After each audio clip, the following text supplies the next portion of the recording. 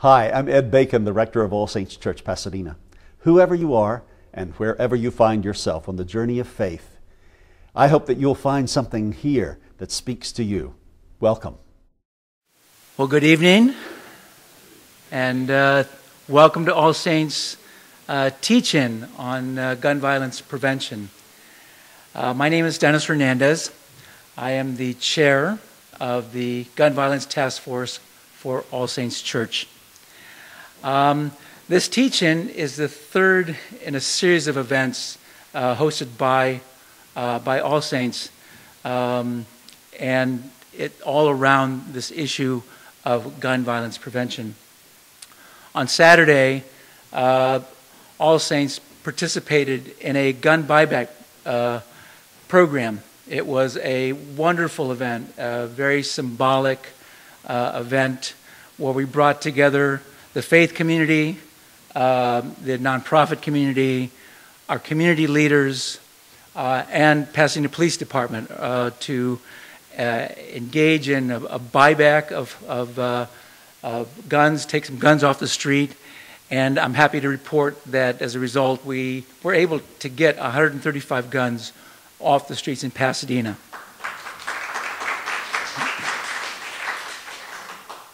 Yesterday, we had a forum at the All Saints Forum.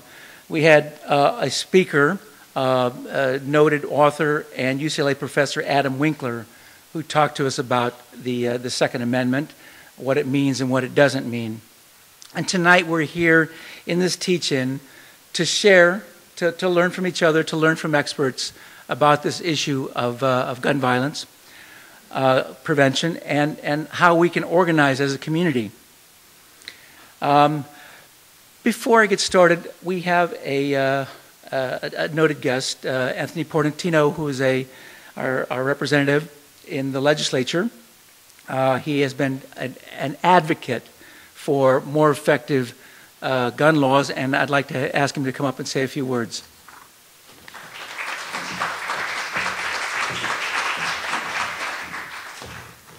I didn't know I was going to speak, but given an opportunity to speak, what politician ever says no? See, I'm an honest politician. I tell the truth. But this is an important issue. Obviously, we've seen tragedy around our country. We've seen children lose their lives much, much, much too soon. And California has traditionally been a leader in many gun control issues, and hopefully will continue to be at the forefront of this conversation. I was blessed to, over my last 2 years in the legislature, to have carried 2 bills on the open carry of unloaded handguns. And I don't know if you're familiar with that issue, but there was a loophole in California law that said if the gun was unloaded, all other laws didn't apply. So all you had to do, if this was your gun, if you took the bullets out and you put the bullets here, and you had the gun here, you didn't have to follow any of the other gun restrictions. And so what the open carry activists were doing is they would put their clips on their belt, just not in the gun, and they were going to the mall, to Starbucks, what I would call Main Street, California, and they were encouraging all of their members to have an unnecessary proliferation of weapons on Main Street, California. That created several problems, because when the average family would be on Main Street and they'd see 3 people get out of a van with their weapons, they'd call the police. They don't know.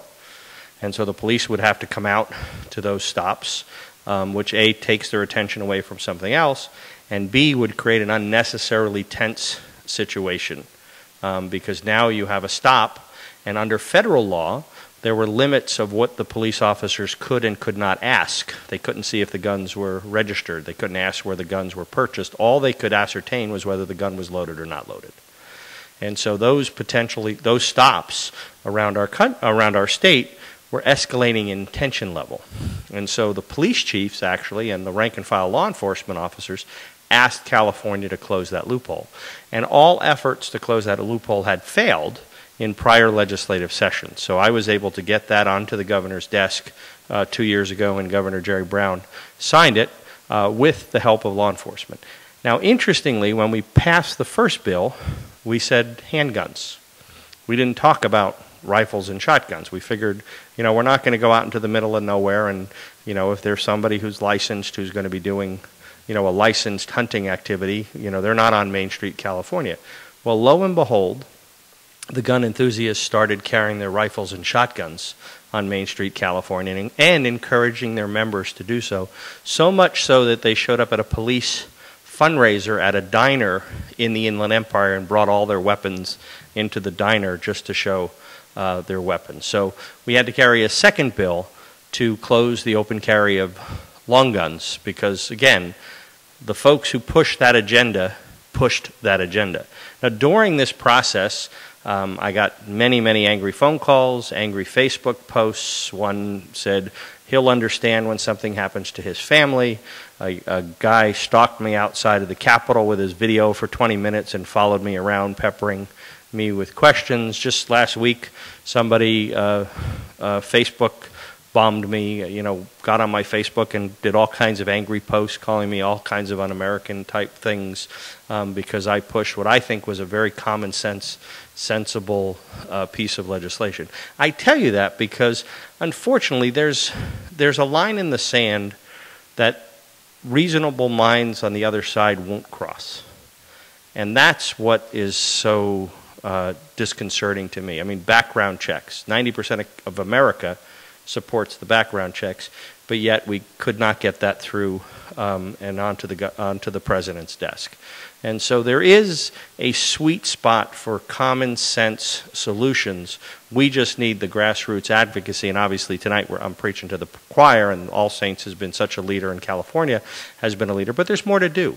There was a bill last year that there's a way to turn a non-automatic weapon into an automatic weapon, and there was a bill to close that loophole, and it died in California. So that was a bill supported by Democratic senators that died in the democratically controlled assembly. Hopefully it comes back this year, and that loophole of turning unautomatic into automatic weapons can be closed. So thank you for being out tonight, and thank you All Saints for being such leaders on this issue. If you go to Facebook, you can actually see they took the gunfight from the movie Heat, and they intercut Val Kilmer shooting machine guns with my face on Facebook. Excuse me, on YouTube.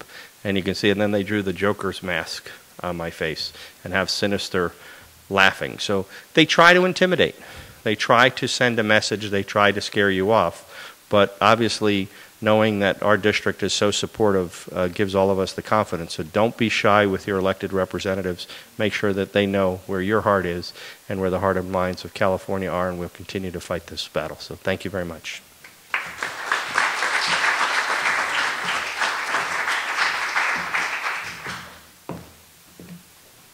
Thank you, and thank you for your leadership on this issue. We really appreciate all you're doing. So let me give you a little context of what we're doing here. After the events at Sandy Hook Elementary School, the All Saints community came together and in a listening session to share thoughts and emotions, but most of all, to explore what can we do next. And what came out of that listening session was a consensus that we wanted an organized effort. What Reverend Bacon refers to as sustained action. And as a result of that, the Gun Violence Task Force was formed. We've been working diligently to put these events together, and we're trying to determine and decide what are the next steps. And part of what we're going to explore tonight and what we want your input on is let's decide what we can do to continue the effort to move our agenda forward to find sustained action around this issue of gun violence prevention. So our objectives on this teaching tonight are, one, to arm you, I like arm as a metaphor, to arm you with knowledge and information so that you can engage the issues intelligently and thoughtfully, to encourage you to become active participants. Here at All Saints, in some of the organized efforts nationally, like the Brady Campaign or Organizing for America, there's a lot of things going on. Find a way to get involved and get involved. That's our message tonight. And then, thirdly, as I said, to help us in our All Saints effort for sustained action. Over here are a couple tables. These are our action tables, and we encourage you to stop by the action table. There is a sheet there. We'd like to know who you are, how do we get in touch with you. We're going to keep you informed to the extent that we can of what our activities are, and then find ways to engage your resources and your energy in a meaningful way. There's also another thing at the action table which we'd like you to stop and look at, and that's the California Life Act. There are a series of bills that are currently winding their way through the legislature. Assemblyman Portantino has been actively involved in moving our agenda. California has some of the strongest laws, but we really should be a leader in showing that these laws work, they're effective, and they can reduce gun violence in our state. So please stop by the action table and take a look at the Life Act. And there's some letters that you can send to your members of the legislature. So now this is going to be a session. We have a special guest, and it's my pleasure to introduce to you Kaile Schilling. Kaile is the executive director of the Violence Prevention Coalition of Greater Los Angeles. The Violence Prevention Coalition does training and workshops in violence prevention, and they're really known for their work in gang intervention and gang violence prevention. So we're really proud of her. She is a regular contributor to the Huffington Post. She has a degree in social anthropology from Harvard and a master's in theological studies from my alma mater, Loyola Marymount. Thank you, Kaile. Thank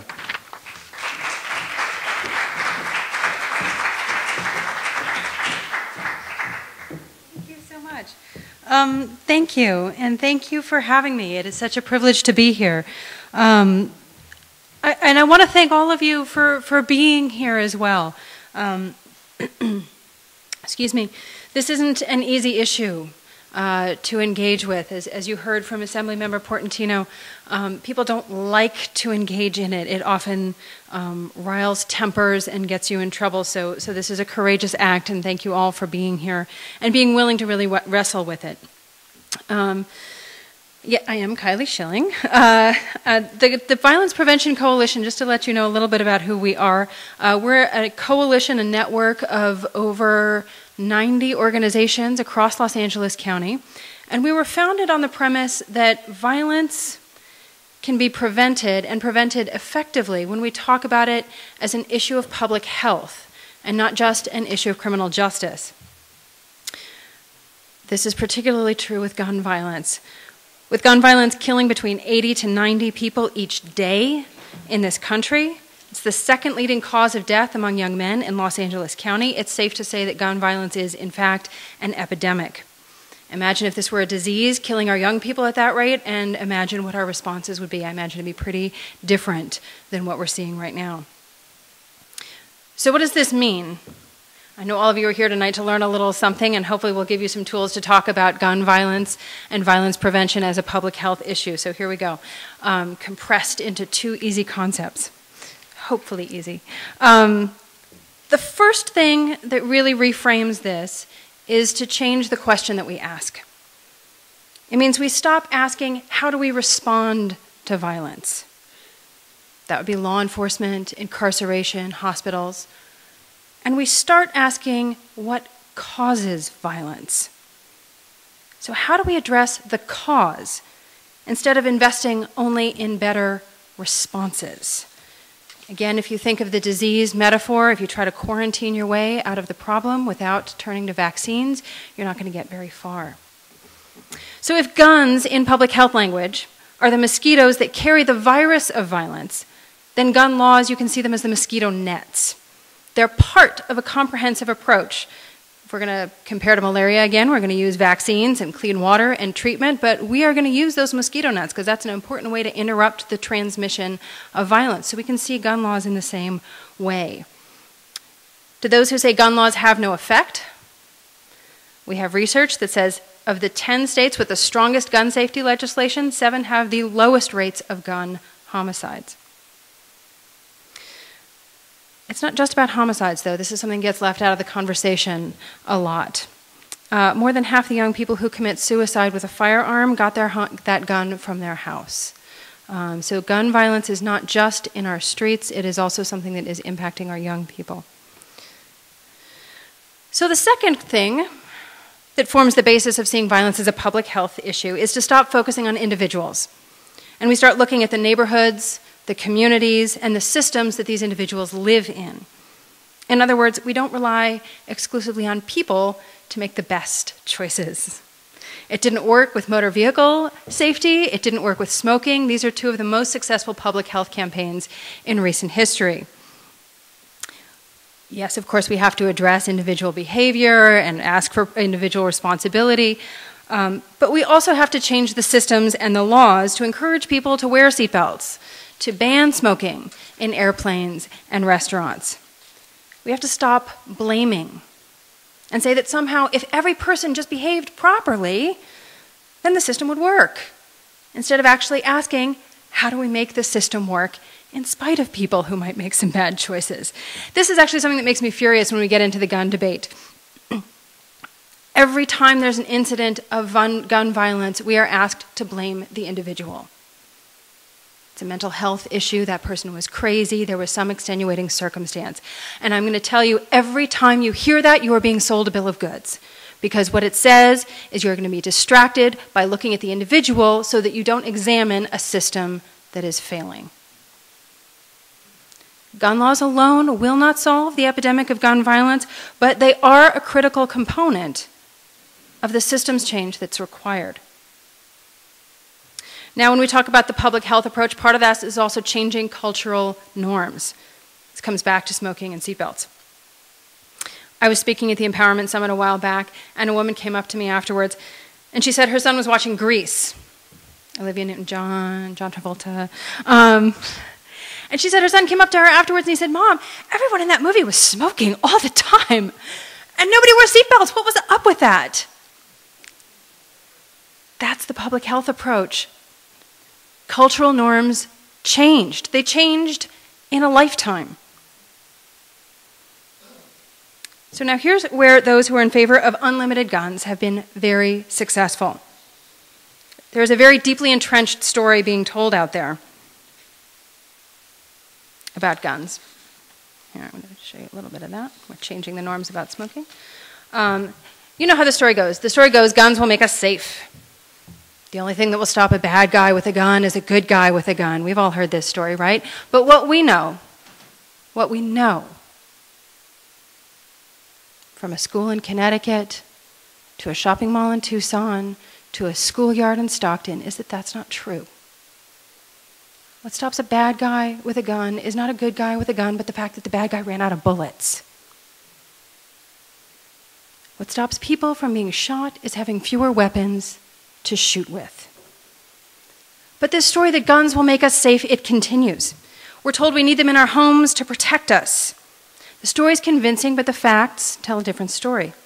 For every time a gun is used in the home in self-defense, it is used 22 times in an accidental shooting, in a suicide, or against the homeowner. Right? This is more dangerous in your home than having somebody break into it.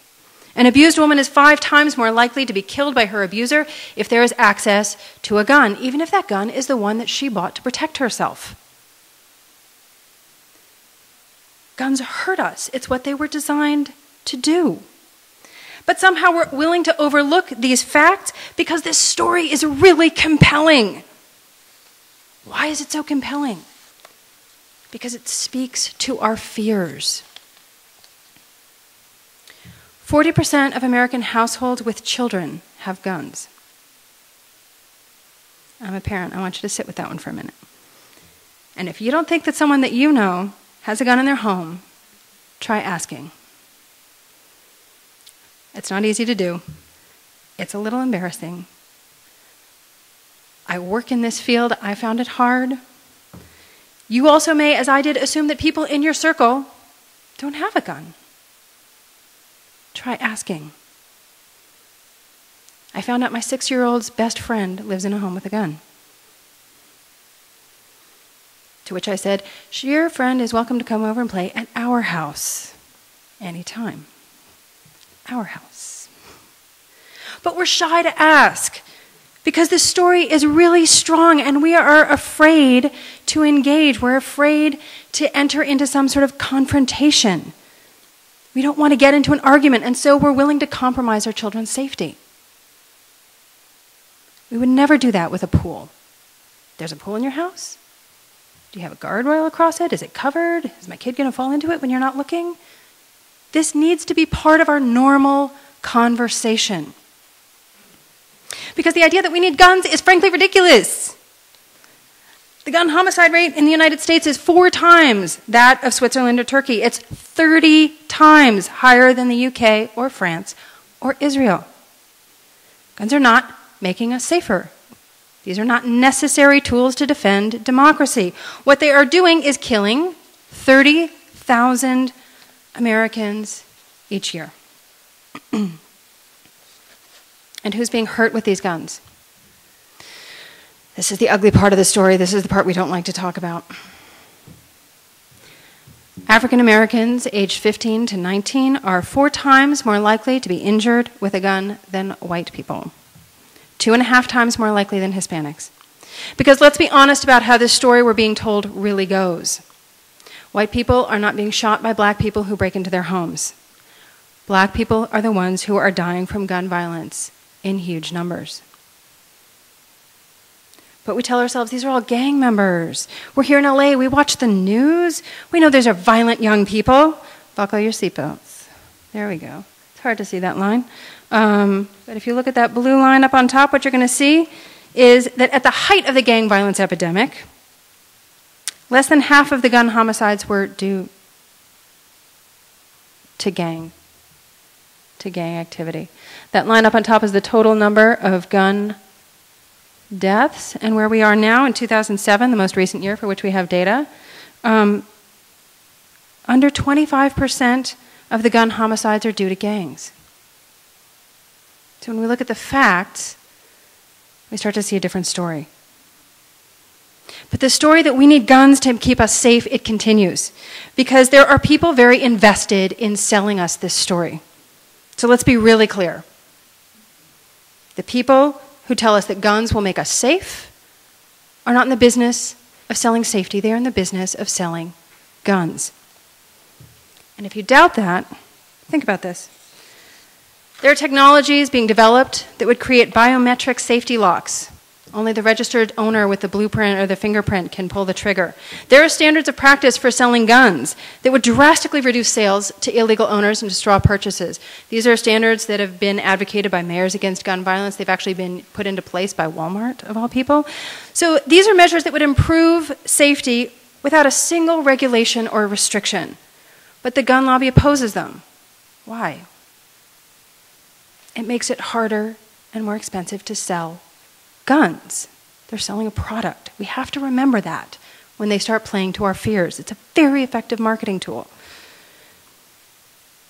These gunshot wounds are also incredibly expensive. The average cost for the hospitalization of a gunshot wound is $426,000. That's almost $500,000 every time someone goes to the hospital because they've been shot. Do you know what we're projected to spend in the coming year in the great state of California to educate our kids? I bring this up because any of you who know me, you know that I am always saying schools are the most effective violence prevention tool we have at our disposal. And if we're serious about investing in prevention, we need to invest in our schools. So here's the number that we spend on our students, less than $8,000. That's according to the California Budget Project. Yep. So what does that mean here? In Los Angeles in 2011, there were 1,124 hospitalizations for gunshot wounds.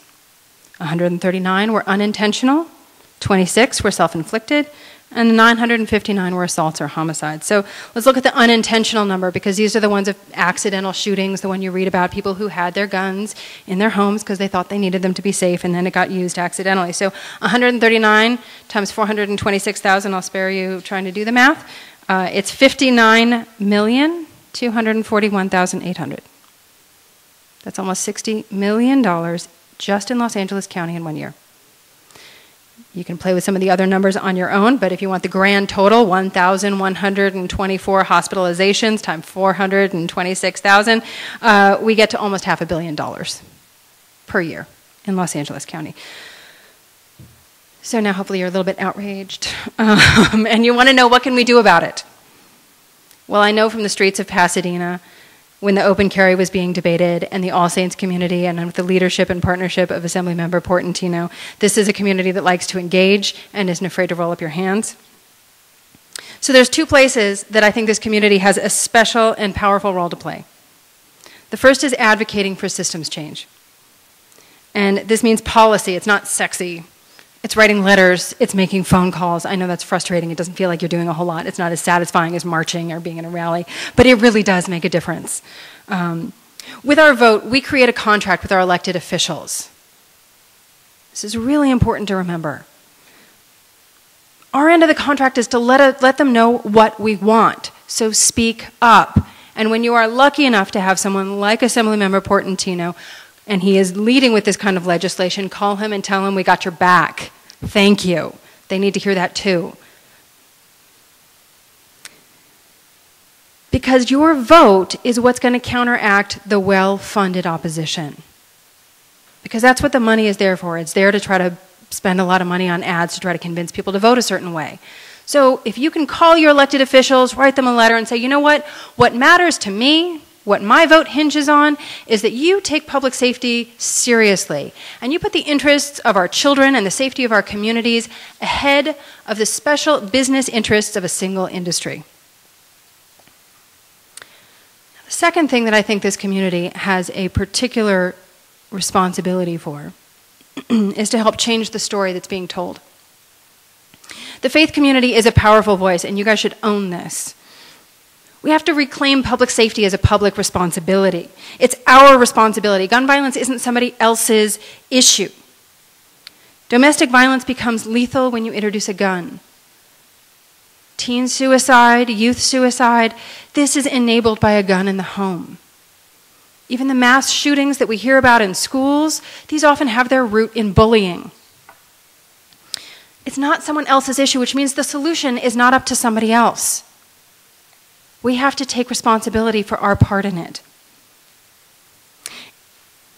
If we see public safety as a collective responsibility, we have to change our behavior, and we have to not be afraid to talk about guns and the gun issue. I know, again, Assemblymember Portantino testified that it's a hard topic to engage with. It takes a lot of courage. But I think you guys have a lot of a history of leadership on this, so I know I'm not talking to a bunch of cowards here.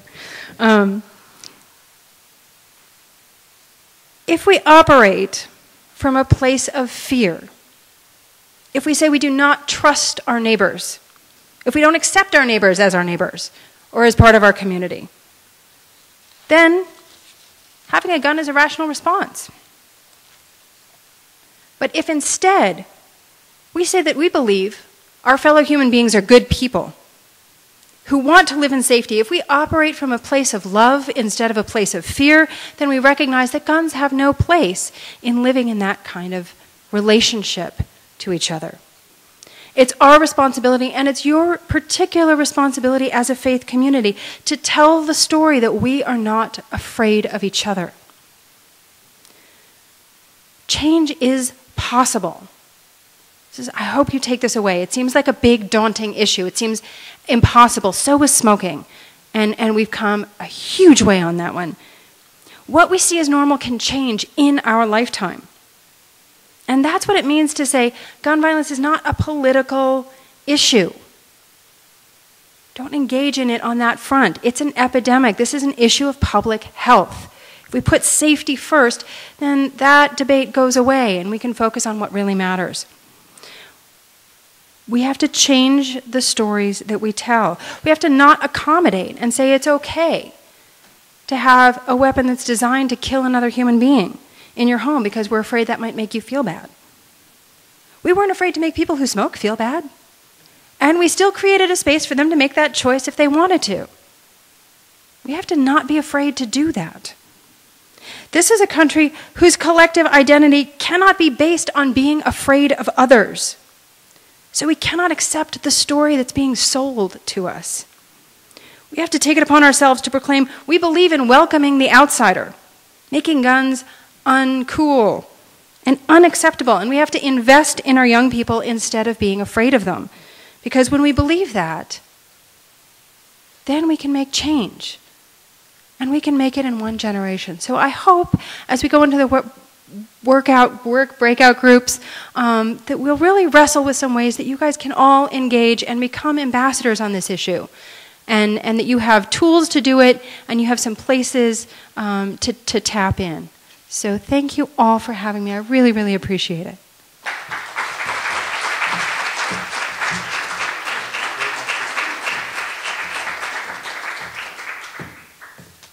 That was powerful, and we really appreciate it. Were we going to do Q&A? Okay, that's great. Let's do that. Any questions?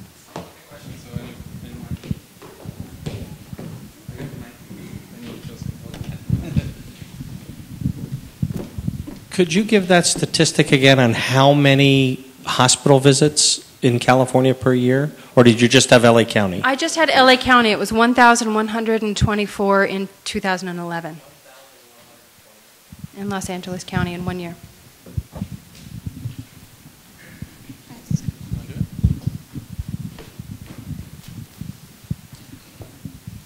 You said something interesting to me. You said many interesting things, but the thing that caught my attention was when you made the analogy to smokers, and you said we didn't feel bad about making them feel bad, and we made space for them.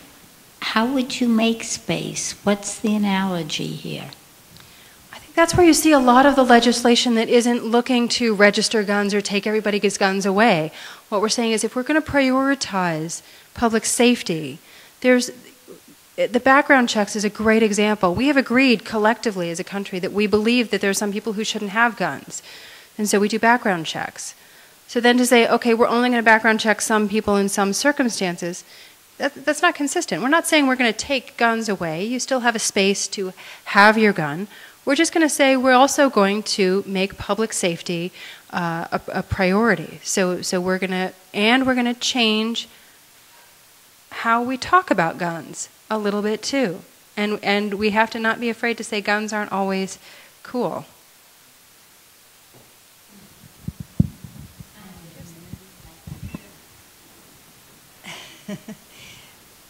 I think the statistic about hospital costs is so shockingly enormous that I think that in America and in our city where overspending of budgets is so prevalent, this should be your main propaganda, or if you call it that, to fight that, because people would say, oh, my purse hurts, I don't want to give up that money. Whereas if it's stating that another person or another kid is being shot, they say, oh, how sad. That's it. But when it hits your purse, there will be action. It's really true. And of course, what we know is also many of these are costs that are borne by the taxpayers, because these are not often folks who have the really high-end insurance. So it definitely is a public cost, and it's a very old saying, but a very true one, the ounce of prevention being worth a pound of cure. That's why I put those two numbers up next to each other, because I really, really believe that.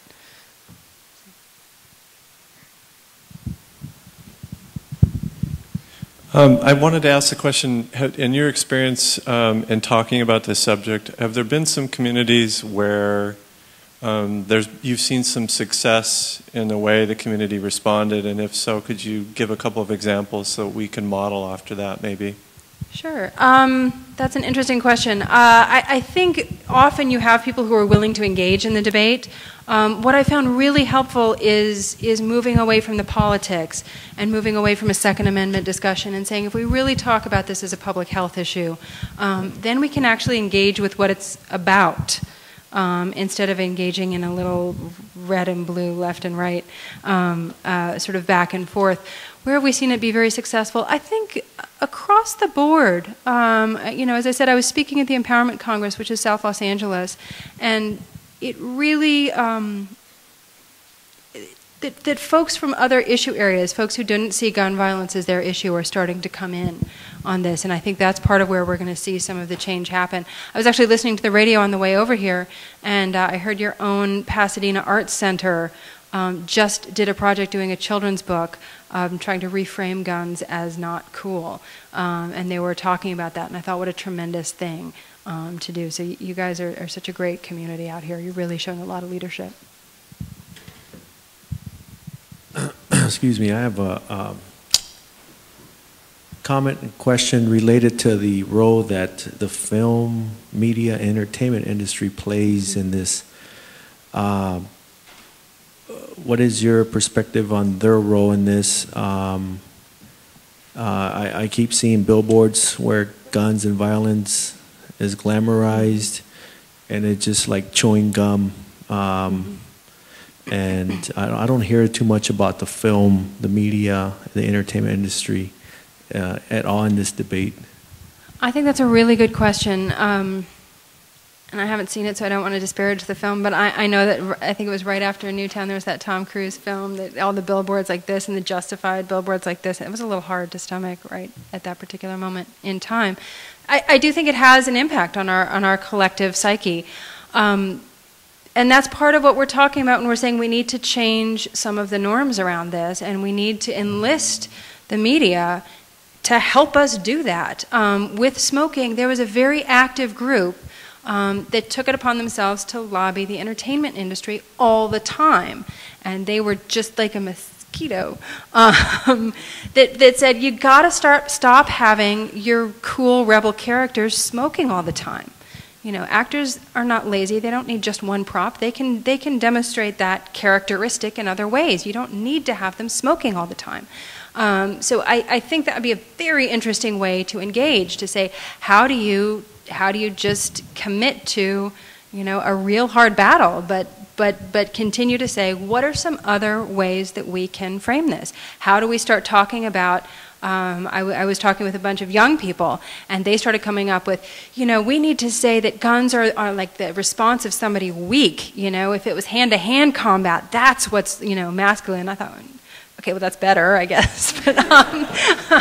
But that there was, how do you work around some of that messaging? And the young people were, they came up with it right away. They said, you know, a gun is for people who can't come up with another way out of it. They can't use their wits. They can't talk their way down. So I think there is a role to play. I think it's a challenging one. But I also know that was part of the strategy with the smoking campaign.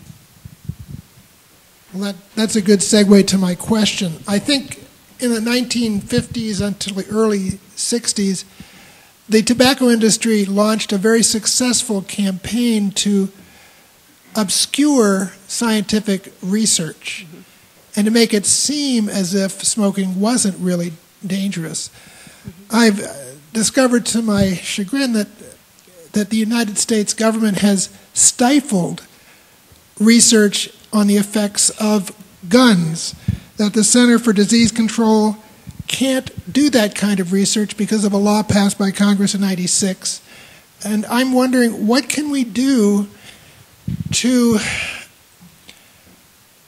reverse those laws and give science the opportunity to present valid data that could have the same kind of impact that the Attorney General's report had on smoking in the early 60s? What is your thinking on that? That's an excellent question, and that's a huge area of advocacy, and it's true. And I will say that the NRA had a significant impact on passing that ban.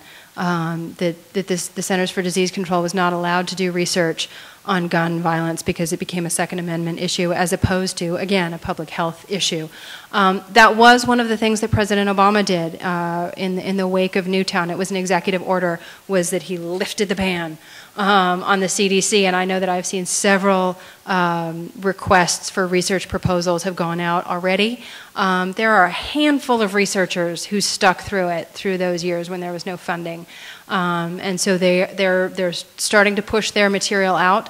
But I think that is one of the places where we're going to have some success, is to say, you know, you hear a lot of these gun laws, they won't make a difference, they won't make a difference, it doesn't matter, it wouldn't have an impact. But again, when you look at what research we do have, it does. And that's why they don't want the research. So I think the more we can support it, the more we can turn to hard numbers. That's part of this changing of the story. And is to say that exactly when we know some of the facts, and the more we can say those facts in the face of the fear-mongering, that's what's going to change the story. So that's an excellent question. That's absolutely what we should be doing, is pushing for that research. Last question. Two things. It seems to me cigarette smoking, they mobilized children. There was a lot done on children's television and so on, and my father was a heavy smoker, and I know my children were young at the time, and they had a lot to do with my father stopping smoking. So I think that because this has been an issue recently of so many children dying, to mobilize children against guns would have a great impact. The other thing, you showed a slide up there that I think was either a photograph or a drawing of a gun, and then all those facts about you know, how many people die and so on. Yeah, that one. Is it possible to get that and distribute it? Because I'm thinking of sending a letter to my Christmas list. Wonderful. A personal letter and something like that to go on record about how dangerous this is. Wonderful. And then certainly that economic number was just fabulous. I'm happy to make any of this available. Great, thank you. I'll send that to Virginia, whoever the right person is, and they can get out. And that's an excellent point also about using young people. I think that is part of why the smoking campaign worked, was the idea of the secondhand smoke, that it wasn't just your own personal choice, that it had an impact on other people that had no choice about it. So I think, again, when thinking about strategies to say, how do we change this story, again, that's part of the public health approach. We say this isn't about the Second Amendment.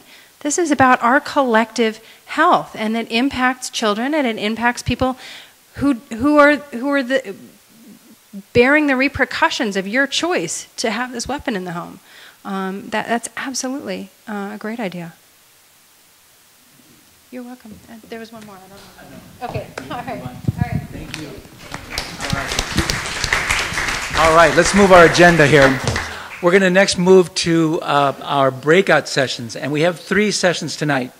The first one is going to be in this hall. It's going to be about advocacy and direct action, and I think it's going to be an excellent opportunity to engage, talk about how we can take this and use through our own efforts and the efforts of as a collective community to take direct action on the issue of gun violence prevention. And there's going to be another session in the second floor at the Regas House on public health and gun violence.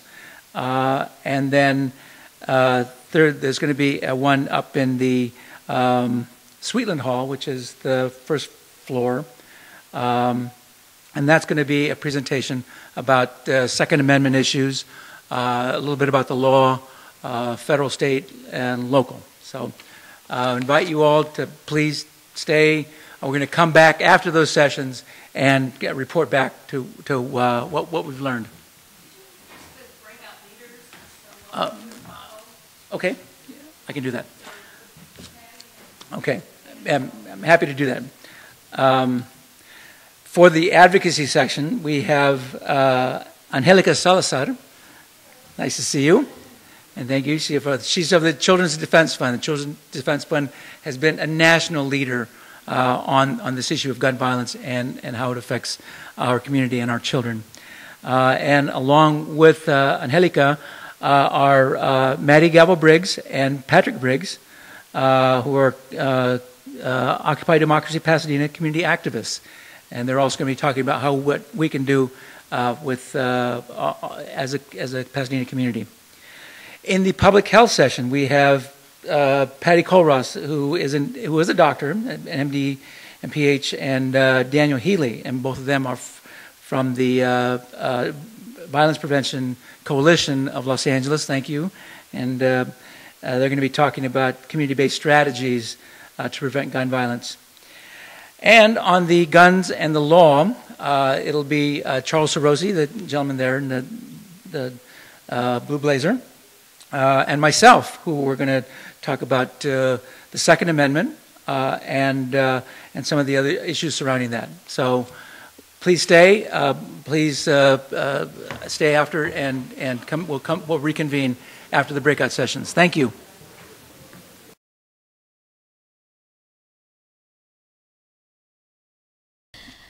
Good evening. My name is Angelica. I'm with the Children's Defense Fund. I'm a policy advocate. And the Children's Defense Fund is a national children's policy advocacy, research, and programmatic organization. And I want to say that I think we've been publishing a gun report, I think maybe it's been 20 years. We take data from the CDC on the number of children that are killed by guns every year and publish that out. And so this is an area that we have been monitoring for a long time. And, you know, it wasn't until after Sandy Hook that really it became more, let's say, politically palatable to a lot of people in Congress and at a state level, like Kaile said and Dennis said, and the Assembly member said, California has some of the better pieces of legislation, but on a national level, it's a patchwork. And so we're hopefully going to take advantage of this opportunity, even though we know that in a lot of communities, gun violence has been a reality for a long time. The goal, in the next hopefully 10 minutes, I hope to be brief, so we have lots of time for questions. I'm going to talk a little bit about some stats that we put out and kind of a how-to on federal advocacy or just advocacy in general on this issue. So again, thank you for being here. And I'm going to channel Mrs. Marian Wright Edelman a little bit and say that the best Mother's Day gift that could have been given over the weekend was the gun buyback. And I was so happy to see on the news at home coverage of what took place over the weekend in Pasadena. And I'm not from Pasadena, I'm from Duarte, which is not too far, but I claim Pasadena because no one ever knows where Duarte is. So anyway, I was proud. I was proud of the city of Pasadena. Okay, so and just also as background, what I do, so I'll give a tiny disclaimer, that my expertise is not in gun control. What I work on is education at the Children's Defense Fund. We have 2 offices in California, one in Oakland, one in Los Angeles, and our national office is in DC. They've really been taking the lead in putting out a lot of the data that you see, and if you're on our listserv, for instance, those emails come from our national office. But we do have 2 offices here in California, and what I work on now is the school discipline piece. So when we see schools that have a very high number of suspensions, expulsions, we call that a push out. So a lot of students who don't finish high school often said that they drop out of school. But if they have been disengaged from school for a period of years, partly because of the quality of the instruction and partly because of the effort to keep them engaged, we see that they're pushed out of school. And so I've been working on statewide legislation reform on that topic, as well as some reform in the District of Long Beach for the last year.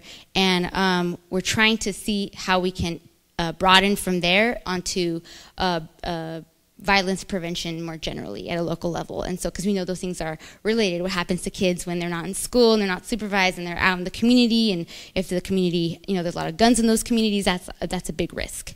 And so, very excited to learn more with you here tonight. So one statistic, and I know that we talked a little bit about children in the plenary, but based on data from 2010, one child dies or is injured from guns every 30 minutes, based on the rates that we've seen recently. More than 1 out of every 5 teens have witnessed a shooting. So when we talk about, secondhand smoke, there's those that experience very directly the impact of guns, either by being injured or being killed. Then there's all the exposure to violence, and that toxic stress that's part of our communities because of gun violence is another very negative impact. We talked a bit about the racial disparities, so I'll just say it in different terms. 45% of gun deaths among children are among black children, while they only make up 15% of the child population. And so huge disproportionality, mainly among black children. So as you know, in mid-April, about a month ago, the gun control package did not pass the Senate. 45 senators voted against it, and despite the fact that, as we heard, 90% of Americans support background checks, that gun bill package had been watered down quite a bit. It didn't have the assault weapons ban that we wanted, that a lot of people are advocating for. But background checks, very common sense, gun safety law, a lot of reasonable people, even if they own guns, were in favor of that legislation. Unfortunately, it failed. However, it was recently introduced in the House by a Republican from New York, Pete King, and a Democrat. Exactly, yes, Mike Thompson from I think Sonoma, up in the Northern California. And so, we'll see what happens in the House. We know the politics are different there, but they have already gotten, I think someone mentioned 160 co-sponsors in a day or two. I think it was introduced recently. So that's encouraging, and we have to keep fighting. I think that if we keep hearing it in the news and in the media, we know that we haven't forgotten. A lot of folks on that side, the NRA, are kind of banking on the possibility that we'll just forget, and the tragedy will kind of pass, and we'll move on to something else. So we have to keep it alive for as long, until we get something passed. So the Children's Defense Fund advocates for background checks, closing the gun show loophole. Is everyone familiar with that term? Similar to the loophole that the assembly member was describing, I think about, I don't know if these are all gun show loophole gun purchases, but about 40% of gun sales are done without a background check. One of those ways is when they buy them at gun sales, where it's a private seller who is not licensed, but because in the law it says they are allowed to sell guns without background checks. So that's one way of obtaining a gun without a background check, but there are many. And also assault bans weapon, and also simple, again, common sense, when you have medicine and you have it in your home, it's childproof, right? There's safety measures on that, bottle of aspirin or whatever it is. We need to have those kinds of devices on guns, and as Kaile pointed out, why don't we have them? One of the reasons is because it costs more to put those safety devices on guns, and so we have to push back. We have to push back because we need that for our children. With so many guns in so many homes, we especially need safety standards. So as far as how-to, I think the first thing that kind of comes to mind is exactly what you're doing this evening, is convening community members, talking about how it affects your community, what are the resources in the community as far as information and knowledge to learn more about the issue, and then building capacity around actions. Who are our elected officials? What are the moving vehicles for changing gun laws? Those are things that you're already doing, and so you're ahead of the curve. Media. Use it effectively, use it often. Again, as long as we keep seeing, stories of young people, of Americans being affected by gun violence and the efforts to curb that violence, then we know that it hasn't been forgotten. We know that we're still making efforts to change the laws to prevent gun violence. So we need to use media effectively, and we need to use it often. And so op-eds, letters to the editor, we need to be, Kaile says change the story. It's also about telling the story. So we have to keep circulating that. A few coalitions have been mentioned this evening, like the Brady Campaign, Mayors Against Legal Guns, the Coalition Against Gun Violence. There are a number of groups across the country that I'm familiar with that have resources already. They have petitions that you can sign. They have letters. They have talking points. They have data. So use that information. We don't have to recreate the wheel. It's been mentioned already, but engaging with elected officials. So yeah, writing letters, calling in. That makes a big difference, especially if you have like a call-in day where all of your constituents call in on a particular day, and then you're doing it maybe in coalition with other churches. The faith community has a very, very powerful and effective voice, in talking about this as a moral issue, bringing dignity back to our communities that are currently plagued by all this criminalization and all sorts of things. So there's that. And then also, public hearings. It's great to have Assemblymember Important, here he's an ally, but holding other elected officials accountable too. We have our senators, our federal senators, and other Congress people, or our representatives in D.C. that we also need to make sure, especially now that this is in the House, although again, California, we don't have quite as an uphill battle as other places, but certainly there are places in California where, more rural areas where these pieces of legislation are not supported. And kind of the last thing is, if you work with youth in any capacity, even if your neighbors, or if you're in a program, or you volunteer, or in your job, wherever it may be, your family, your children, make sure to provide as much mentoring as you can. We don't always know what kind of exposure to violence those kids have had. So it's important to come from a place of caring. It's important to think about youth development in a positive light. Provide those opportunities where they grow and develop and learn in a positive way. And if they have had experience in this, in the area of gun violence, encourage them to tell their story. It's very healing to tell the story. In a way that you feel that you're going to educate folks and you're going to possibly push a change.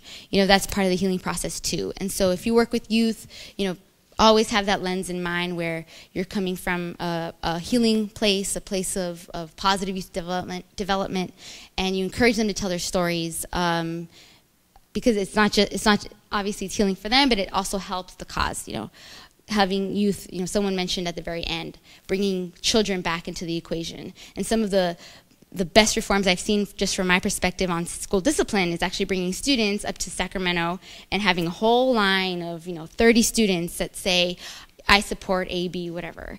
That makes a huge difference in the eyes of legislators, and just when you have youth and children empowered to tell their own story, it's very powerful.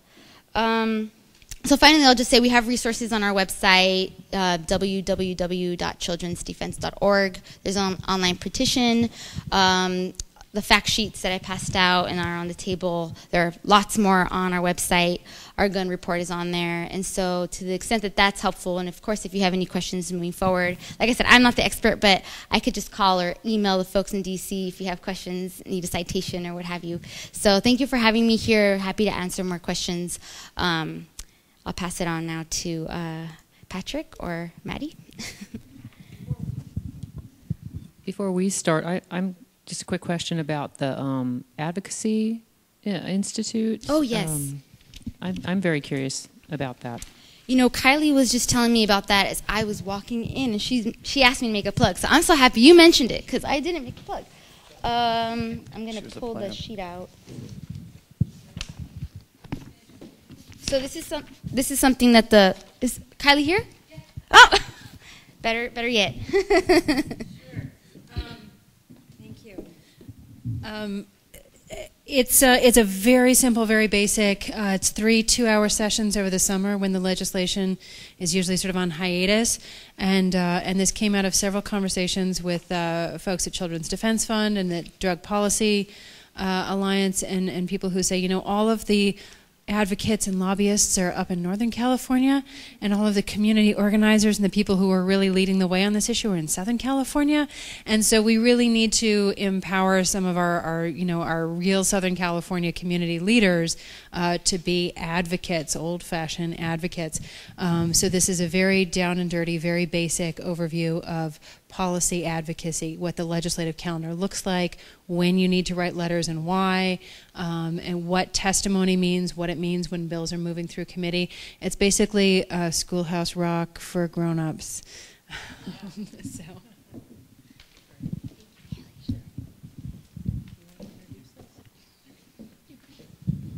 Okay. Well, if there aren't any other questions for Angelica, I'll just introduce Maddie and myself. I'm Patrick, and my wife Maddie. We are co-leaders in a group called Occupy Democracy Pasadena. It's a group among many activist groups, I think, in our community. And I think what we might bring to this discussion is maybe a little bit about how easy it actually is to become involved in the street with your legislature and doing actually even policy advocacy. With that said, I mean, our group was started 2 years ago just because we were concerned. We cared about an issue that was really bothering us, and that was just the unfairness of our economic system that we have. And I don't want to go off topic here, but we were upset enough about it that we went out and we had people come join us at these rallies that we did at Colorado and Lake. And enough people kept coming back, the same people who were concerned, and we decided that, why don't we make ourselves into some kind of a group that the media can actually identify, because the media was asking questions. You talk about using media as a tool for advocacy, and that we realized that we could do that. And our group morphed into having kind of a strategic focus. Rather than just reacting all the time, we decided that we wanted to actually try to change something. And I'll use case in point, and do you want to talk about that, or? Okay. Yeah. Mm-hmm. Yeah, I'll let Maddie talk about this because this is equal sharing here. Okay. Yeah, I think what was happening with the Occupy movement, where we got our name, was so dramatic to us. We were just delighted to see people actually taking action in the streets, all these young people putting life and limb on the line for things that they believed in, to actually shine a light on the inequities that were going on. Our group is a little bit older. We tell people that we're occupying the concept of democracy. We're a little too old to camp out. We're not about to take the sleeping bag in the park and stuff, but we really admired what that movement was about. So that's where we got our name. We think that democracy only works when you participate. So we want to create an open invitation for people to do that in any capacity that they think they can. Sometimes people think they can't really take that first step out on the sidewalk. It's a very vulnerable place to be, but when you're with others that share those values, you feel you have community and you have that protection. One of our primary focuses is the community, is building community. And what I loved especially about Kaile's talk was this thing about talking about this for once, not being kind of cowed into the corner because our culture has said that guns are cool and that people that oppose that are wimpy or in some way. I think those kids really have the answer right there, that we have to create that new framework that having guns is really a sign of weakness and a sign of fear and a sign that we're lost. We've lost our way in community when we can't go next door and talk to someone and say, I'm feeling this way or I'm feeling vulnerable. We have to keep a gun under our pillow to make our fears, hold our fears at bay. Getting back to what you were talking to, we really identified a lot of what was happening, the inequity, the 99%, the 1%, was with what happened with the Supreme Court decision of a couple years ago, that ruling that basically gave corporations personhood and said as such they can give undisclosed amounts of money to any political campaign, unleashed the floodgates of money in the political process, just kind of killing democracy. So one of our big principles is overturning Citizens United. We know that it takes a constitutional amendment. That's a huge thing. 20 or 2/3 of the states have to ratify. We then had our representative Schiff here in Pasadena, and any of you who are from Pasadena know he's a little bit of a blue dog. He kind of tests the wind to see which way it's going. He's very cautious, very bright man, very good man, but a constitutional law attorney. We met with him, and he was firmly planted in this idea that he couldn't support a constitutional amendment. He couldn't co-author a resolution. He couldn't even sign on to an existing one. So we met with him, and at the time that we had been getting petitions already. One of the reasons we got to meet. I'll just pick up. One of the reasons that we got to meet with him was simply because we were out in the street. We were out multiple times in the street, and the newspapers picked that up. And when that happened, we got a call from his office asking if we'd like to meet with him. We got called. I mean, it was really an amazing thing to have a group, ours, a relatively new group, be called in to a congressman's office. And instead of only getting 15 minutes, we ended up, I think we were there for 30 or 40. Yeah, we were there for a little while. And in the end, at that meeting, we weren't able to persuade him that a constitutional amendment was a valid way to deal with the issue. We kept going, though. We didn't stop after that. And we realized he was moving into a new district, so we changed our strategy. We got more petitions at our local farmers markets, but we went to local farmers markets in Hollywood, which is where he was going to be a lot of his constituency. And we kept going and handing out flyers, call his office, let him know that you want this to happen. We even dressed up in goofy costumes for the Doodah Parade to try to street theater, to try to get people. I pretended I was Congressman Schiff, and I handed out information saying, help me decide. I was a great undecider. So this kind of creativity and fun and putting it out in the street ultimately led to June, I think it was like June 15th or 18th, we got a call from the Pasadena Weekly asking for comment because he had authored his own House Joint Resolution with the assistance of Lawrence Tribe, a constitutional scholar, for a constitutional amendment to overturn Citizens United. So this is, I say this only, and Maddie says this only as an example that small group of people can make a difference, and it applies to gun control. It applies to so many other issues. And so I think that's what we're trying to say is you can be effective as a small group. It can be fun. You can create a safe space for people who normally would never do these kind of things. I mean, we had people on our leadership team who been to many rallies, and they were scared to go see their congressman. I mean, I don't want to do that. That's just too much for me.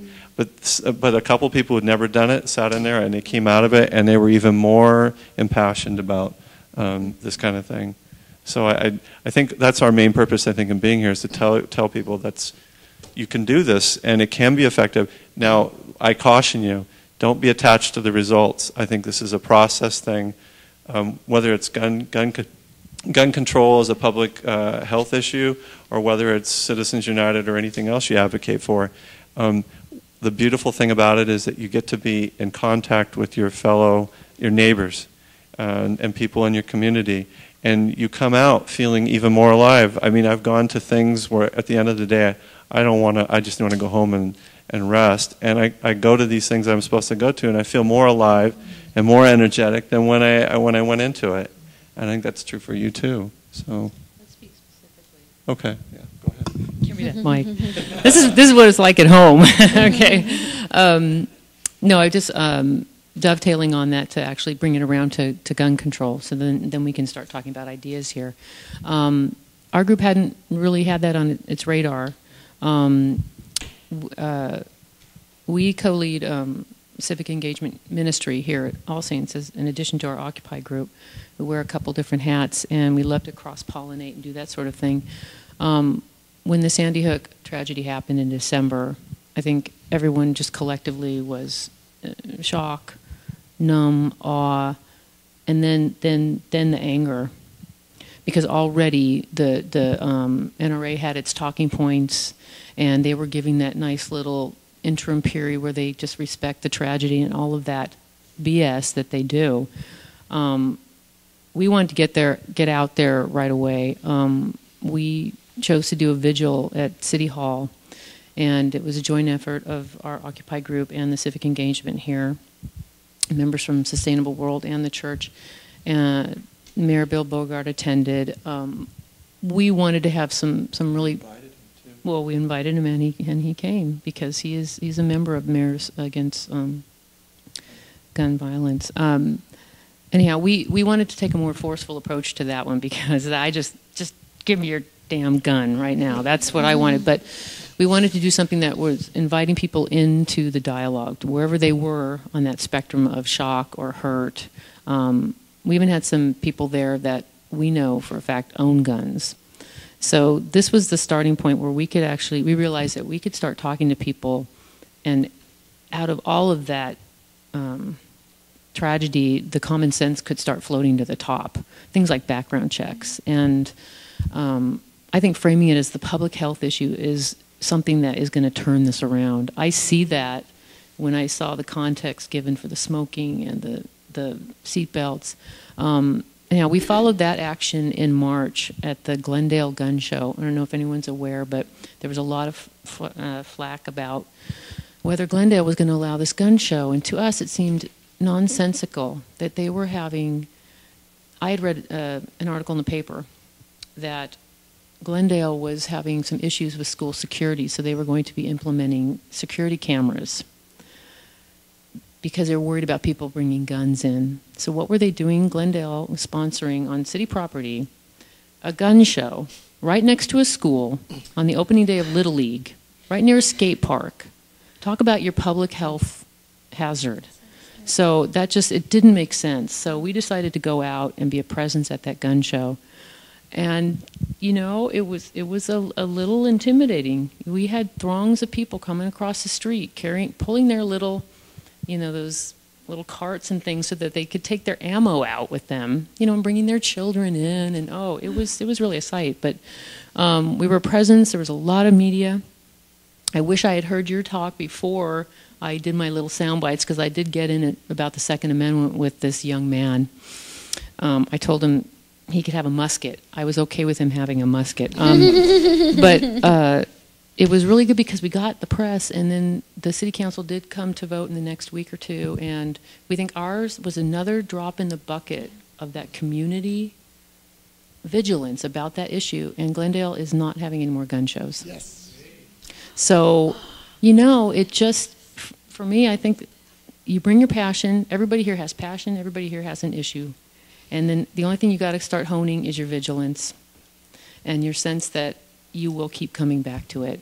Because if we collectively as a nation keep coming back to this issue, and I read an article this morning that said, this is not going away because of the people that have committed to it. So if we can make a small commitment, I think we can do something. And I think with that, we could open up to questions or comments about either what Angelica had to say or what we had to say. Well, I'm delighted to hear of these success stories.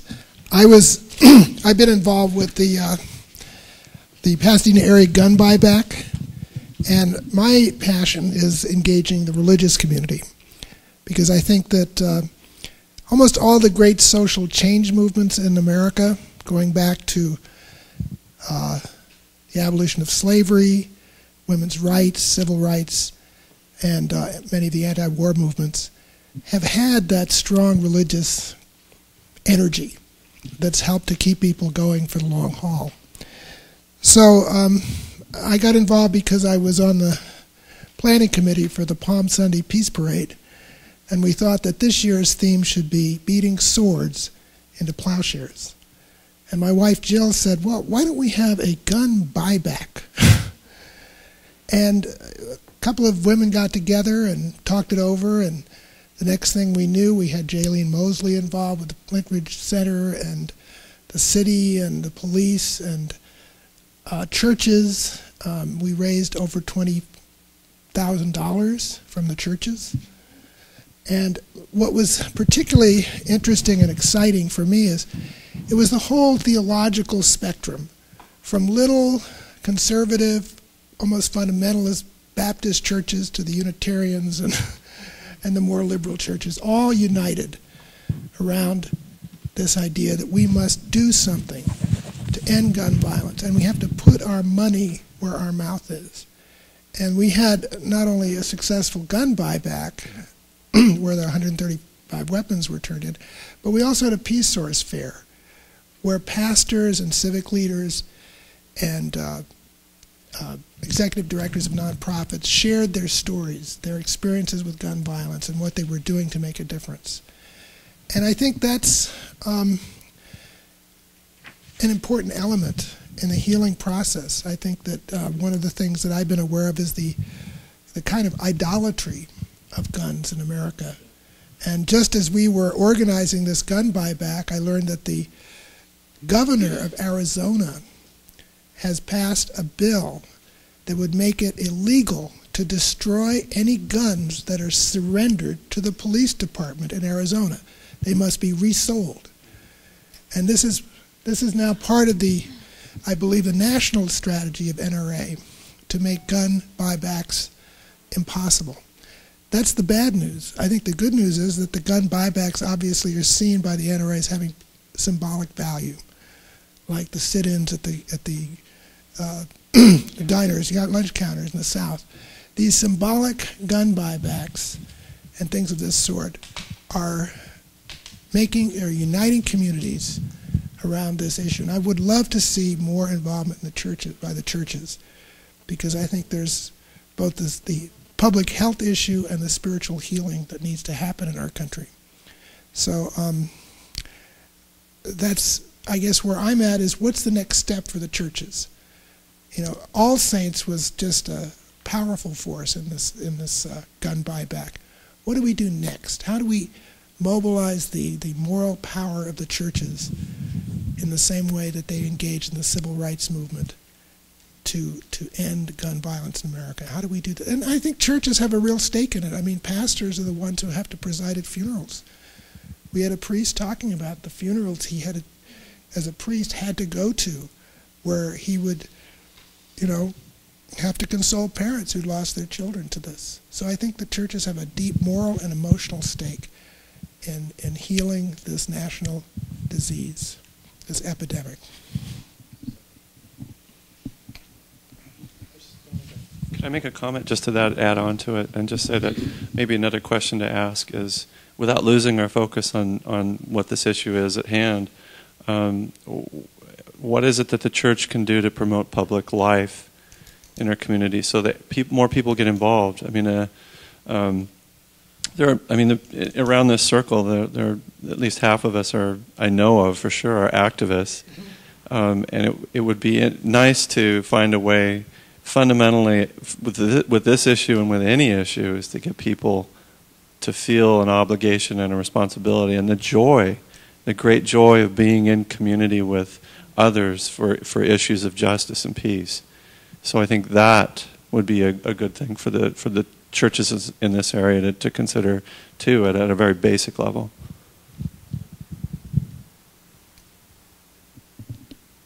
And I know Marna Cornell here, she's with the League of Women Voters, and she is very much an active person in promoting community. I don't really have anything in particular to add to this. The League, of course, is for gun safety, and we want to do everything we can. And we did have a letter writing day. We have an advocacy director, and we want to do more of that. And so we would just like to know what's going on in the community and how can we get this out to our members, because that's, you know, we have, and we're growing. We're 10% more than we were before. And I think part of it is people are realizing when they vote, that's not the end.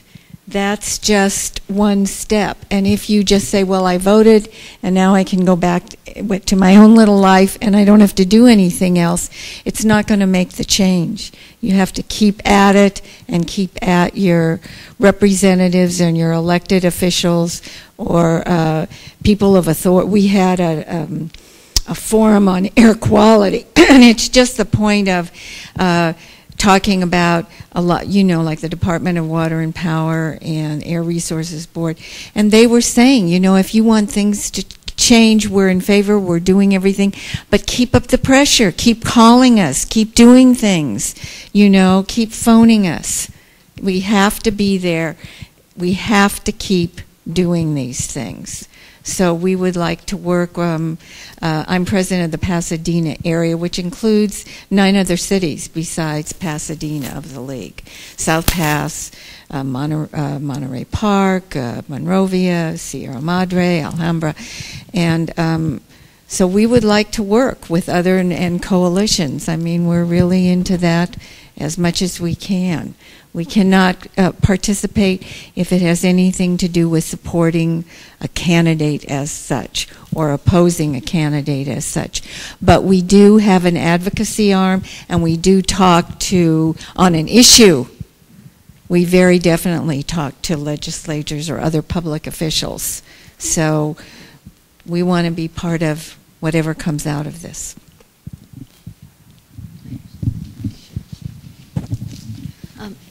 You know, as I listen to all of this, I see the whole issue is twofold. I think the legislative, the activism is critical.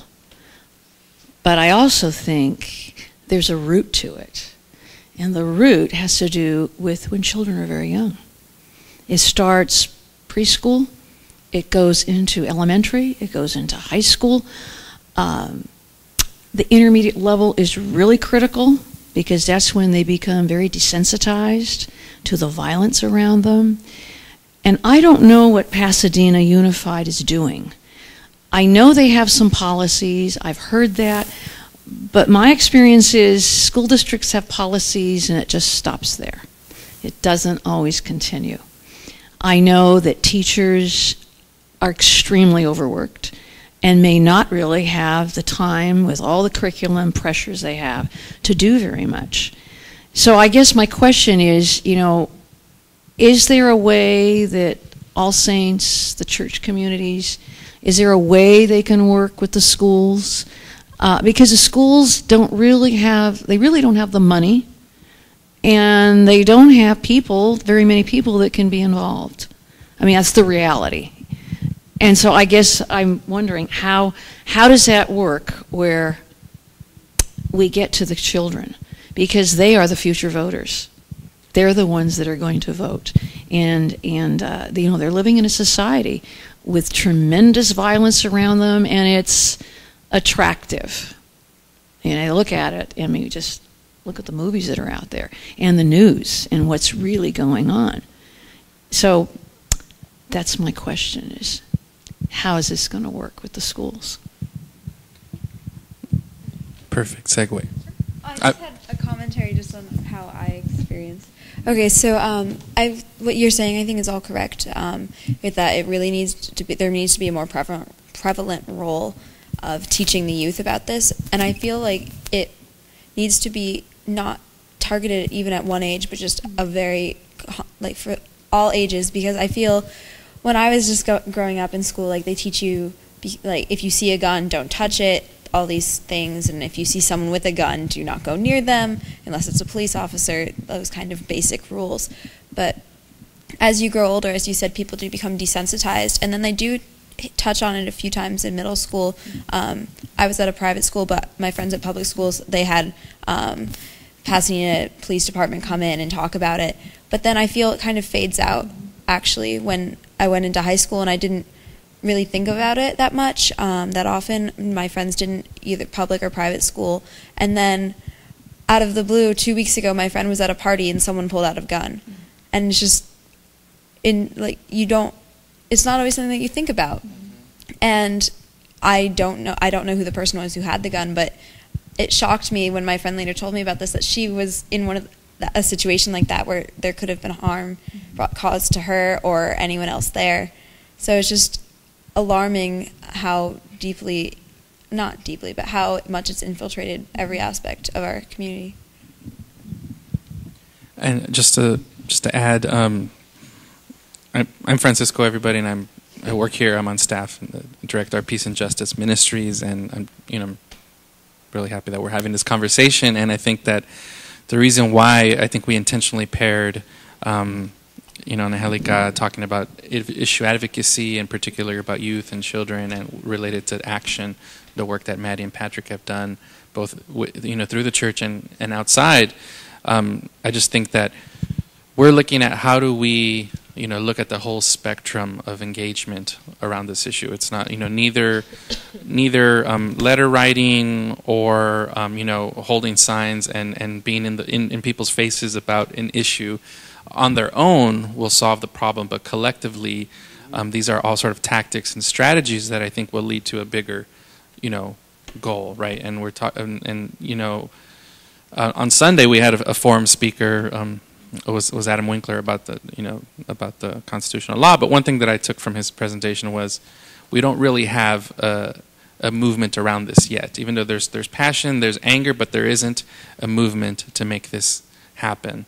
To take that 90% of people that want this, to see background checks in legislation, and to have people on the ground, troops on the ground, whether they're door knocking, writing letters, or holding signs, or making appointments with legislators. And I think that's what our role is, to add that moral voice through the church and to be engaged in civic life in all aspects, and to not let go of this, that sustained action that we really need. So I want to hear more. Every idea that people have, we will take seriously and figure out how does that fit into our sort of plan for making this into a movement. So with that, I'm going to pass it back to our facilitators. I just wanted to give something concrete, and this is through my experience with a community group here in Pasadena called Leadership Pasadena, and it's a group that tries to build new community leaders every year, and it gets them exposure to the way the city government works and the way that all the different nonprofits that exist in Pasadena. And one of our particular client when I did the class was this gal named Diana Fisher with a group called Collaborate Now, or her foundation was called Collective Voices, and she's incredibly dynamic, and it makes me think that the church can offer, at the very least, its facilities for the kind of creative nonprofit that prophets like hers and others to come together to find some kind of creative way to reach to at the middle school level in particular,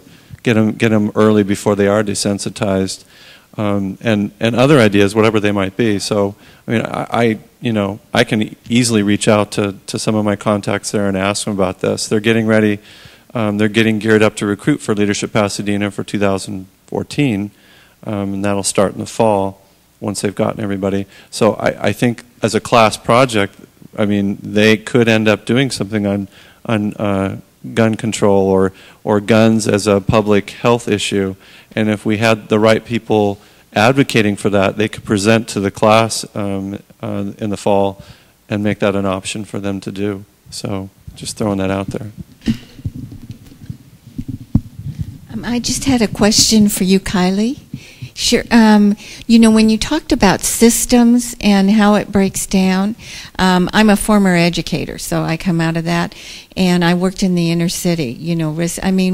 Where I worked in the Pico Union area, kids would find spent bullets on the playground, and I just wonder if here's an advocacy institute for adult, and there are many programs out for conflict resolution, because I think helping kids, there are going to be conflicts.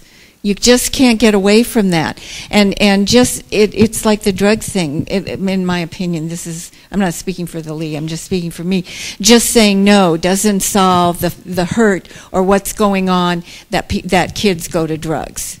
They need better coping. They need psychological help for their problems. So I think if we're going to have gun and people understand about gun safety, also we need to give youth alternatives. I keep thinking I'm going to take off and go home, but this is so interesting. You're spot on. And I want to toss it back to some of the work that I know Angie's been doing with a bunch of partners. this school discipline issue, one of the things that's connected to that is using restorative principles as exactly a different mean to say, rather than disciplining kids and kicking them out of school, or then they're going to start, engaging with street violence. That again, we look at what is the root cause? Why is this child misbehaving? There's probably something at the root of that, and if we can start to talk about that, then we can start to again address the cause as opposed to responding to the behavior, and that it's all part of the same piece. And I think if we look at LA Unified, is it tomorrow afternoon? Is about to ban this category of willful defiance as a reason why you can suspend or expel young people, and instead promote the use of these restorative principles for exactly that reason, to say if we can empower our young people to resolve conflict, it's going to have a huge ripple effect down the line. And all of this comes out of the same framing. If we say stop responding to behavior with punishment, I have two little kids. And I know I can't say, stop hitting your sister. She doesn't really that much. But instead say, hit the pillow instead. You can't just say stop. It works with addicts. It works with children. It works with anything. You have to replace the behavior.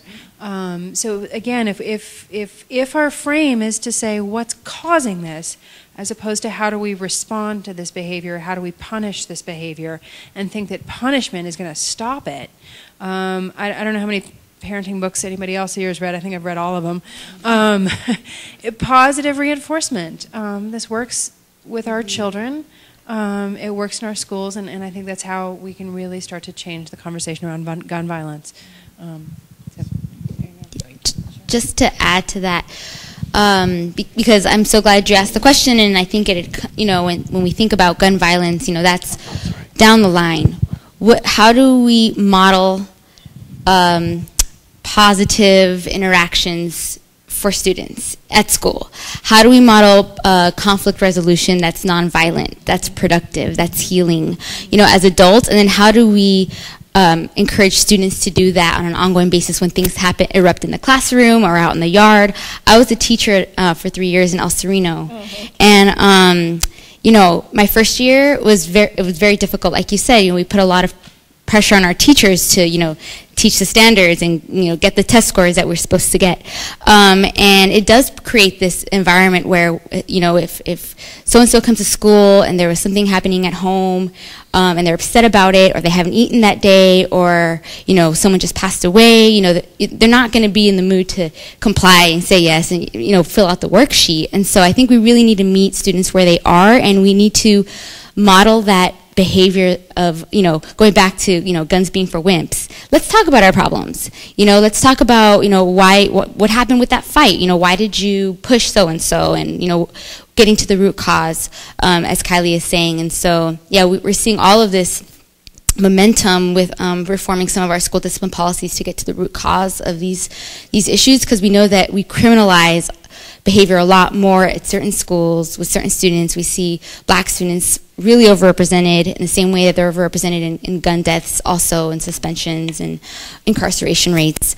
These things are all connected, and so there's a lot of restorative justice is one of the programs. It's like a peace circle where students dialogue and you bring together the students that were involved in the altercation, and then teachers and peers, also like a peer jury, so that we all kind of learn, what was the harm that was done, what would be an appropriate but productive consequence, not just being kicked out, but you're going to do some community service, or you're going to, work with so-and-so on X. And so we have partners, and we can get them in touch with you who do trainings on restorative justice or transformative justice. So yeah, I went to a school growing up. I went to private school, and there was a security officer, and he was there to prevent outsiders from coming in, from hurting us. And now in so many schools, it's police officers are there to kind of police the students and surveil the students. And so it really, really, there's so many opportunities to weigh in and kind of change systems at schools. So I didn't mention this before. My name is Anthony, and I'm a Quaker, and over the last 25 years, I've been exposed to a lot of trainings that have helped me to be a little less violent. And things like Alternatives to Violence Project, which is used a lot in our prison system, and also in places like Kenya and other places around the world where it goes into the community. I'm wondering about how these kind of programs can be integrated into our schools. There's the nonviolent communication, Marshall Rosenberg's approach. There's compassionate listening, where people have been traumatized and learn how to listen to each other's stories without being judgmental. I mean, there's a whole panoply of training that has been successful and has worked. How do we get more of this into the schools so that students can learn alternatives to violence? The second thing I was thinking of recently with our gun buyback is a lot of times young people raise money for good causes, like they will run or walk for cancer or something else. How about if they had a fundraiser to, buy back guns from the community, something that would engage their imagination, engage their passion, and use it as an opportunity to also raise consciousness. I'm just thinking of some creative ideas that might, be able to transform the young people and their culture from a culture of violence to a culture of peace. That's great. Well, I think we're getting the cue here, and folks are coming in, so we're going to wrap this up, and thank you, everyone here. Thank you. Okay, folks, so we have a couple of action items. We want to report back from the 3 different groups. We want to direct your attention to all of the wonderful resources at the table. And still have a chance for you guys to chat, all in 10 minutes.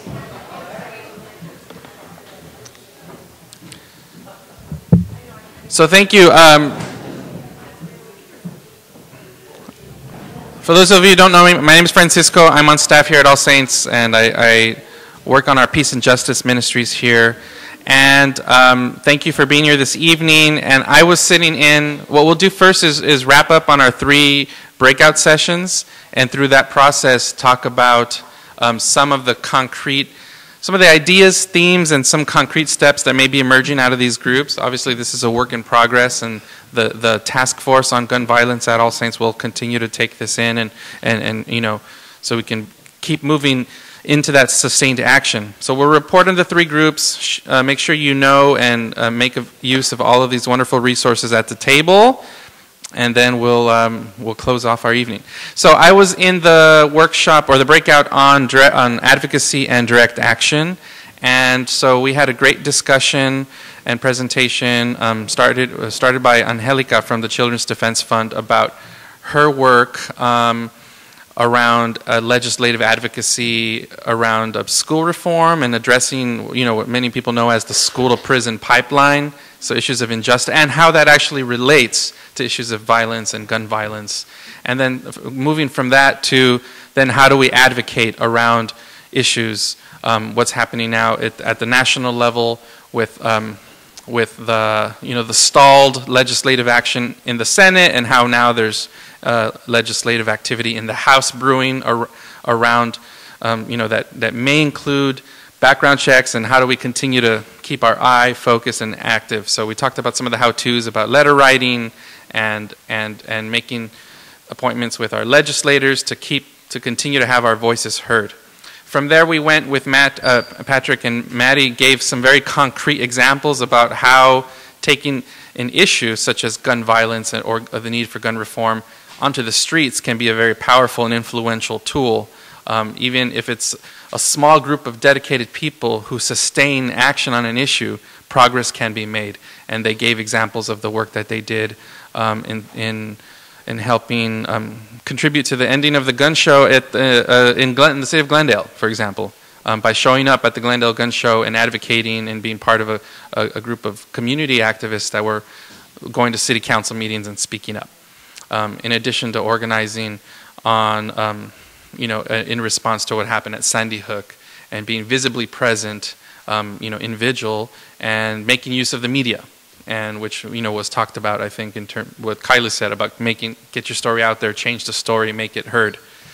So from there, I think we really centered around schools seemed to be the core theme that came out of our discussion about how do we work with our schools, and specifically thinking about in the area of Pasadena, what's going on right now with respect to nonviolence education, for example, education around gun violence prevention in the schools. So there was interest in finding out what is Pasadena Unified and the surrounding schools, what are they doing right now, and how might our community help lend a voice and contribute in that effort as well, whether it's conflict resolution, education, training, continuing to be active, as at the same time that we're pushing the advocacy and the organizing, then how do we connect with our schools and with our youth around these issues? So that's what came up in our breakout. And we ran out of time. Great discussion. So I guess now I'll invite Juliana to talk about the Guns and the Law workshop. All right, we had a small but mighty group, and we had a wonderful conversation with one another about guns and the law, which inevitably includes a conversation about politics, and we kept trying to stray ourselves back to the topic, but it's hard not to, because this is such a political issue as well, as we talk about our elected officials and what they're doing and what they're not doing. But we had a really extensive conversation and educated ourselves more about background checks and the background check systems and what current proposals are actually proposing to do and what they're not doing, and how we can better have conversations with people about the merits of the law, what they actually mean, and in the end, I think that our conversation was more about the realization that we need a massive public education campaign, that so many of us are feeling outraged, but how do we equip ourselves to have conversations with people and to engage in the work? And we acknowledge that tonight is a beginning step in that, but how do we sort of replicate what's happening here and make sure that it's happening everywhere, so that when we talk about 94% of people advocating for universal background checks or the like, that we're really educating ourselves and not just responding with our hearts, that we really know the merits of the law and what these laws are going to do if they pass. And so that was our conversation. Laura.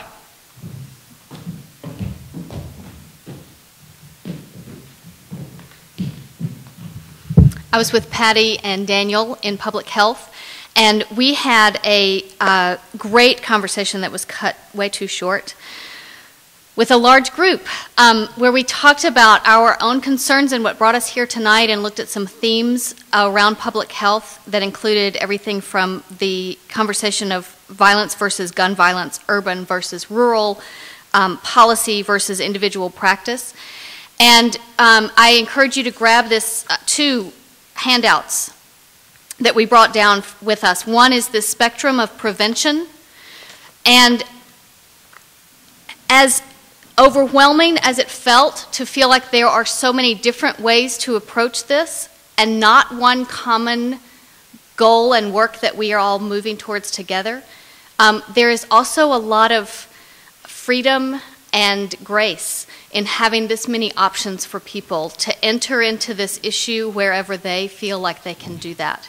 And so there's 6 different levels, and Patty talked about how you can come in on one level, you can come in on several levels, you can come in as an individual or as a group, you can be doing things simultaneously, and it was very empowering, I think, to hear that.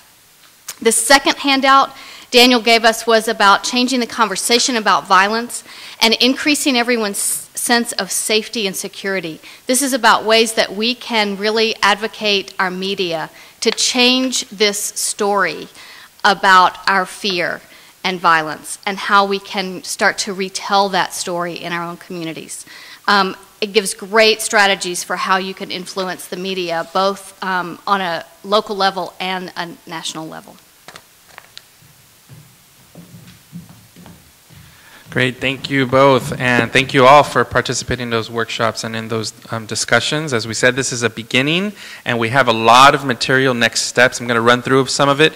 Virginia Please let me know if I leave anything critical out. So we have what we're calling a menu, which is a sheet that gives you, lays out all kinds of options of where is your heart beating fast, what are you interested in doing, how do you want to engage and enter into this action item, into this issue here in our community. So there's a range of options, and there's other for you to add something that we may have left out. So it could be anything from direct advocacy to outreach to meeting with legislative officials to telling your story if you have a personal story, if you've been impacted by gun violence or you know someone you love has been, getting that story out there. So please take a moment to fill this sheet out so we can know how to be in touch with you. Okay, they're being circulated. Great. I have a clipboard here too.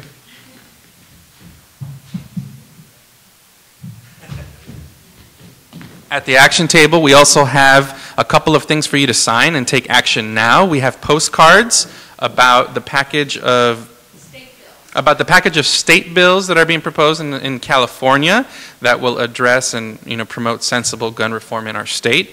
We have strong laws on the books now, but we can make them even better. So there's a package that's been introduced that we're trying to help move through the legislative process. And there are also thank you letters to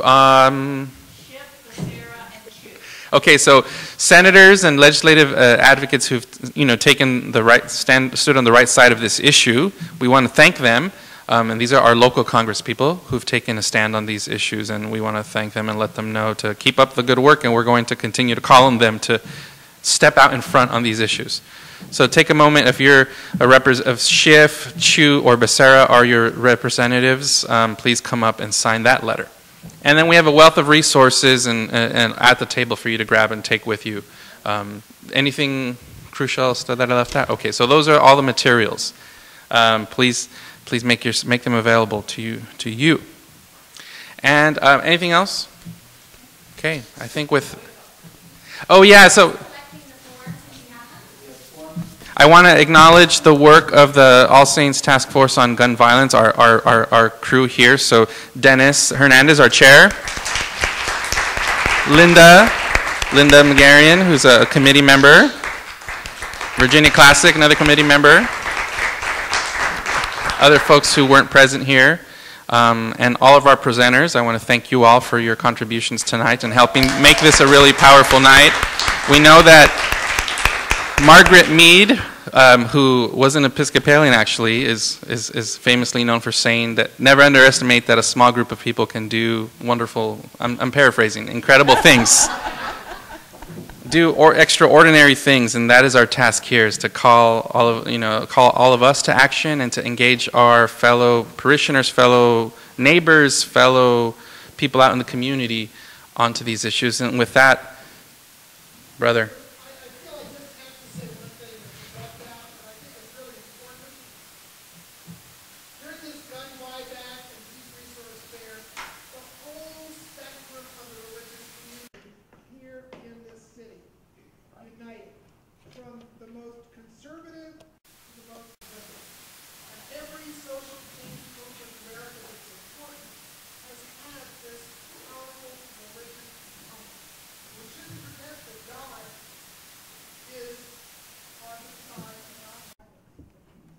Absolutely, and I think with that, 90% of the population clearly then runs across the spectrum of belief and theological background, that the vast majority of people from all faiths and no faith are on the side of this issue, so that we need to push and do everything we can to make this happen.